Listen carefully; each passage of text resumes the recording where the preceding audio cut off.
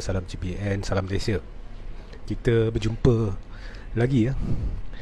So hari ini kita akan cerita satu pengembangan menarik iaitu temu dega yang dibuat oleh Tun Dr. Mahathir Mohamad bersama akhbar aliran Cina Xinqiu Daily. Okey, sepintas lalu sebelum ni saya dah cerita bahawa Tun apabila menghulurkan tangannya kepada Anwar selepas tumbangnya kerajaan pimpinan Pakatan Harapan, niat dia adalah untuk sebab kita sama-sama berada di dalam pembangkang, jadi kita kerjasama. Kita kerjasama sebab matlamatnya sama, iaitu untuk menumbangkan kerajaan pimpinan Pakatan Harapan, Perikatan Nasional, sama ada sebelum pilihan raya ataupun selepas pilihan raya. Okey, itu saya dah beritahu. Kemudian saya buat congakan, dan benda ni dah ulang banyak kali. Kem Mahathir tu besar mana? Okey, dia melibatkan ahli-ahli PKR. Yang dulu yang saya selalu sebut duduk atas pagar, sebab Anwar does not have control over all PKR MP. Ini saya dah sebut berulang kali. Okey, dalam PKR dia sekarang ada 3 puak. Puak yang betul-betul berada di dalam genggaman Datuk Seri Anwar Ibrahim. Puak yang lah ni yang dulunya duduk atas pagar, dan ada satu puak yang dianggarkan 5 orang yang Kem Azmin. Sekarang ni kita lebih senang lagi percaturan dia. Kita andai dia adalah puak Datuk Seri Anwar Ibrahim dan puak Mahathir. Okey? Sebab puak yang duduk atas pagar tu dulu mereka lebih cenderung kepada Mahathir dan DAP dan Amanah. Dan yang geng Azmin pula, mereka tengok di Perikatan Nasional ni tak stabil, mereka pun tengah duduk tunggu, lihat. Jadi mereka ni dah beralih. So itu PKR. UMNO pula tim B. Okey? UMNO pula tim B yang diketuai oleh Datuk Seri Hishamuddin Hussein. Kemudian Kem Azmin pun ada. Kemudian Warisan. Kemudian MP-MP dari Sarawak. Okey, dan PPBM, blok kerajaan. Yang ni saya cerita blok kerajaan. Jangan cerita Kem Azmin, sebab Kem Azmin pun ada dalam blok Mahathir. Yang balance tu pun ada ramai. So benda ni adalah Kem Mahathir. So saya dah cerita. So buat congakan sendiri. So Mahathir pergi berjumpa dengan Anwar sebab nak beri peluang. Okey. Dan Anwar saya dah beritahu overconfident, overexcited. Bila dah dekat dengan garisan penamat, dia berhenti berfikir, dia buat perkara-perkara bodoh. Dan di dalam satu temu dega dengan Channel News Asia, Anwar boleh berkata benda-benda yang memang totally non-diplomatic, totally akan menimbulkan ketegangan. Sebab dia rasa, mungkin dia rasa retorik yang saya mainkan selalu ni ke atau apa ke, ini semuanya propaganda. Okay. Jadi dia kata sebenarnya Mahathir dah lama dah PM lah, jadi kalau dia nak, kita boleh bagi dia menteri mentor. Jadi ini jawapan Mahathir: saya tak perlukan Anwar. Walaupun Mahathir sebut dengan cara lain, iaitu saya tak akan bekerjasama dengan Anwar. Sebenarnya message direct kepada Anwar is I don't need you. Dan messagenya secara indirect kepada DAP is enough. Memang DAP dan Amanah menyokong Mahathir. Jadi kalau kita kira blok Mahathir ni, andai kata tercetusnya pilihan raya, okey, andai kata diberi signal, oh tim B korang tarik sokongan dari Perikatan Nasional supaya kita cetus pilihan raya. Kemudian tercetus pilihan raya. Sebab kalau keluar tim B ni, ramai lagi akan keluar, GPS akan keluar, banyak lah. Kalau andai kata ada jemputan kepada Anwar untuk bawa PKR pun, Anwar in the first place tak akan berjaya bawa, tak sampai 25. In the second place, kita untuk tujuan perbincangan, andai kata dia bawa 38 pun tak boleh tampung dah, memang akan runtuh. So tim ini adalah tim kuasa ketiga Kem Mahathir ni. Dia memang dah bersedia untuk masuk pilihan raya. Andai kata lah ni DAP tak buat keputusan yang betul, atau Amanah yang tak buat keputusan yang betul, lah ni Mahathir akan buat keputusan. Bukan tunggu keputusan dia orang, tak. Dia akan buat keputusan seperti mana yang dia buat keputusan hari ini, iaitu saya tak perlukan Anwar. Terang-terang dia beritahu. Sebab ada dalam PKR pun dia dah pegang. Buat apa yang perlukan Anwar? Jadi dia akan buat keputusan. Dan andai kata tercetusnya pilihan raya, dia cuma nak buat blok kuasa ketiga. I don't need Anwar, I don't need DAP, I don't need Amanah. Tapi DAP dan Amanah memang dah beritahu mereka sokong Mahathir.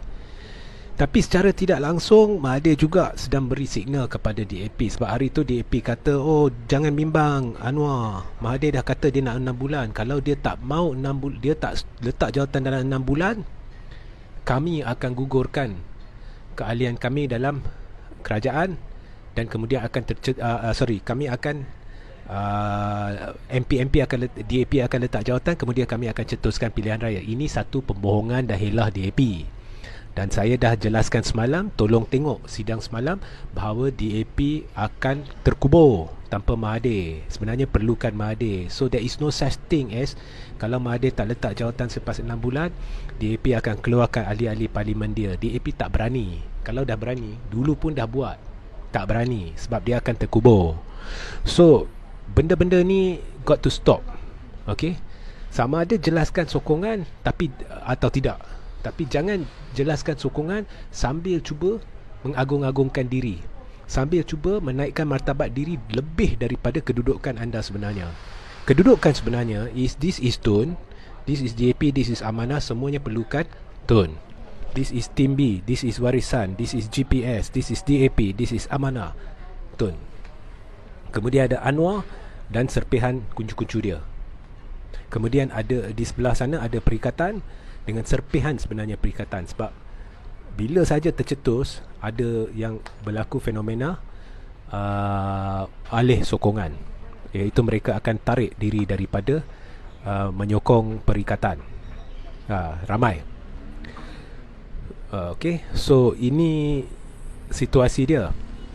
Jadi buat masa ni DAP nampak memang tegar dengan Tun.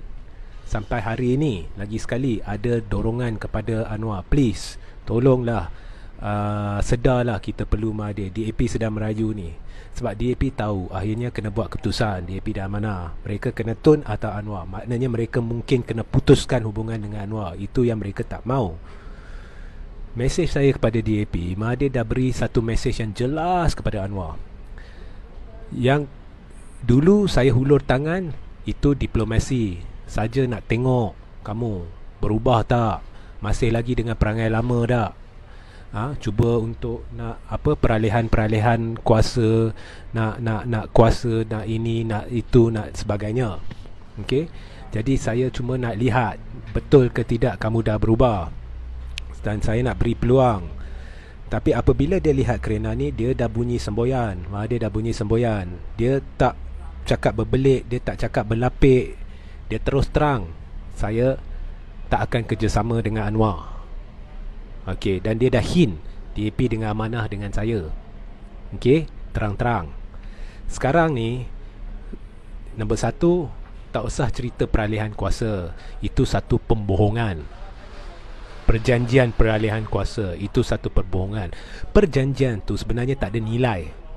Sebab akhirnya keputusan dibuat oleh ahli-ahli Dewan Rakyat dan tertakluk kepada budi bicara ataupun hemat yang di-Pertuan Agong berdasarkan peruntukan Perlembagaan Persekutuan dari segi kuasa yang di-Pertuan Agong untuk melantik Perdana Menteri.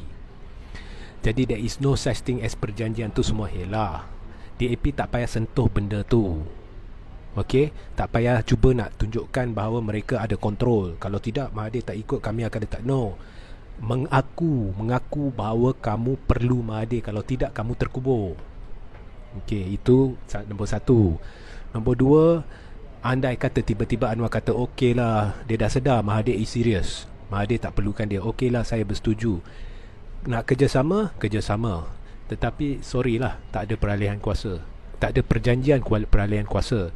Sebenarnya saya ulang ya, keruntuhan kerajaan pimpinan Pakatan Harapan, dalang utamanya adalah Anwar. Sebab ramai dari PPBM ni dia lari pergi sana, atau dia nak lari pergi ke sebelah Perikatan Nasional sebab dia tak tahan dengan kerenah Anwar.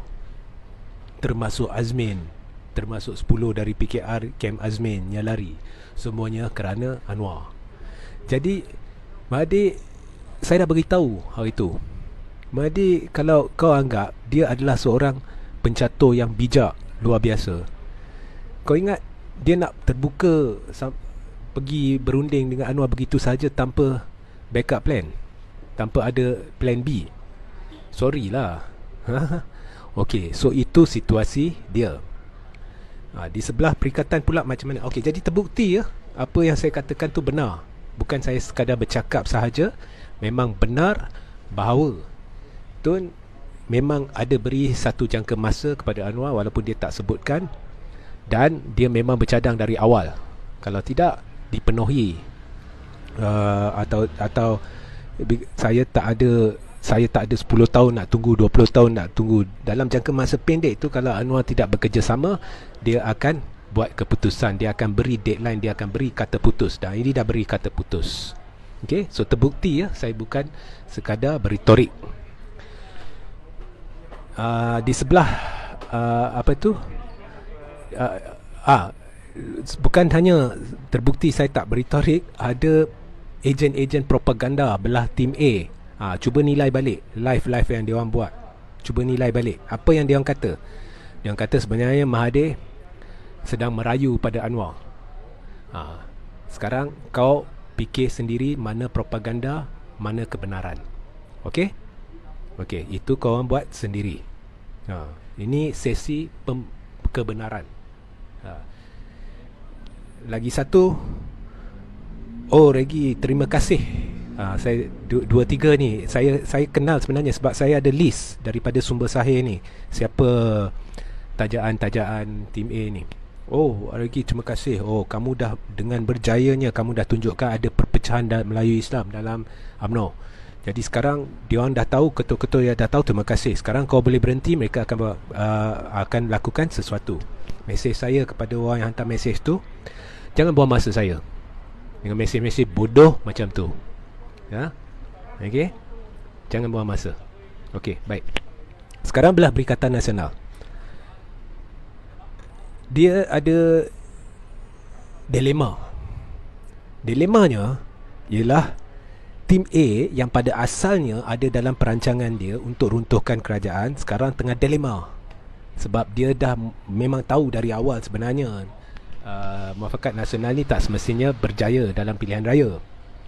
Jadi dia dah dilema. Dengan semua yang berlaku ni, dia dah nampak kekuatan Mahathir ni. So tak jadilah tercetus-cetus. Saya jangka kalau tercetus pun, ianya akan atas arahan Tun. Okey. Dan melibatkan pihak lain, bukan tim A. Tapi apa pun, mereka dah dilema. Okey, apa pun, sebenarnya ada perancangan oleh Perdana Menteri untuk cetuskan pilihan raya. Okey, itu satu benda yang baik dan saya sokong pembubaran parlimen untuk memberikan mandat rakyat, kembali pada rakyat. Tetapi kalau dah niat nak cetuskan pilihan raya, mengapa nak buat pilihan raya kecil di sini dan bazirkan duit rakyat? Sebenarnya ini BN nak lihat, PPBM nak lihat. PPBM blok Muhyiddin sebab sekarang dah pecah. Sama ada Muhyiddin tahu atau dia tak tahu, saya tak tahu. Tapi dah pecah. Ada sekumpulan kecil yang menyokong Muhyiddin, ada yang besar tu dah beralih. Dia he know, he don't know, I don't know. Okey, tapi itu hakikat je. Dan tim B semua nak lihat keputusan Cini. Sebab Cini ni, kau orang lihat, sebelum pilihan raya Cini berlaku, saya nak beritahu awal-awal bahawa Cini ni sebenarnya kubu kuat siapa? Kubu kuat BN. Okey, dia memang dah kubu kuat BN. Jadi tak timbul pun soal. Sebenarnya korang semua tak payah tunggu pun Cini. Keputusan saya dah beritahu korang sekarang, BN akan menang besar. Nak tambah pula, orang lain pun dah tahu, orang lain tak nak bertanding. Cuma ada Sekok tu, yang dari PPBM tu, dia bertanding sebagai bebas. Itu pun dia dipecat dari PPBM, itu akan mempengaruhi pengundi sedikit. Tapi apa pun, BN akan menang besar. Sebab itu memang kubu kuat BN. Dan saya dah beritahu dari awal, PRK atau pilihan raya kecil bukannya penanda keputusan PRU. Lihat sidang-sidang saya lepas, saya dah jelaskan dengan terperinci. Kalau nak, saya akan buat satu sidang khusus. Tanya kepada saya kalau cukup permintaan khusus bagi membuktikan PRK bukannya penanda kepada keputusan PRU. Okey. Jadi BN akan menang besar. Okey, Chini ni memang kubu kuat. Tambah pula Chini ni adalah satu kawasan DUN di dalam konstitusi Parlimen Pekan. Siapa pegang Pekan? Najib. Jadi sebenarnya Chini ni, pilihan raya kecil ni, secara tidak langsung menjadi satu ujian bagi Najib. Sebabnya mereka nak lihat bukannya sama ada BN akan menang atau tidak. Itu clear cut BN akan menang besar. Mereka nak lihat majoriti tu tambah ke, sama ke, kurang. Kalau tambah pun tak semestinya perkara yang bagus. Tambah banyak mana? Kalau sekadar tambah 5-10%, it mean nothing. Kalau tambah, sebab PRK ni beza dengan PRU. Kalau tambah 50%, 100%, itu menandakan something is happening. Ya? Kalau sekadar tambah 5%, 10%, 20% is nothing. So sebenarnya mereka nak lihat keputusan pilihan raya kecil Chini. Ini adalah satu pembaziran. Kalau dah niat nak lakukan pilihan raya di umum di tahun ni, tak perlu ada PRK Chini. Sebenarnya masing-masing nak lihat sebelum buat keputusan apa yang nak dilakukan. Juga mungkin untuk menguja rakyat, andai kata jadi majoriti besar, tengok ada peralihan majoriti, jadi BN akan menang besar, ni akan menang besar. Propaganda lagi lah. Ya. Jadi bagi saya, Chini ni, PRK Chini ni buang masa. Seandainya apa yang diura-urakan benar, iaitu memang kerajaan dah berniat untuk cetuskan pilihan raya, ataupun pucuk pimpinan dah berniat untuk cetuskan pilihan raya. Jadi saranan saya ialah batalkan PRK Chini. Batalkan, sebab ia melibatkan wang rakyat, pembaziran wang rakyat. Ni saranan saya seandainya memang niat dah untuk cetuskan pilihan raya umum dalam masa terdekat. Sebab ia akan jadi kerja dua kali. Buat apa nak lantik kalau dalam berapa bulan nak buat PRU? Adun Chini tu nak tahan berapa bulan nak bertanding lagi? Buang duit.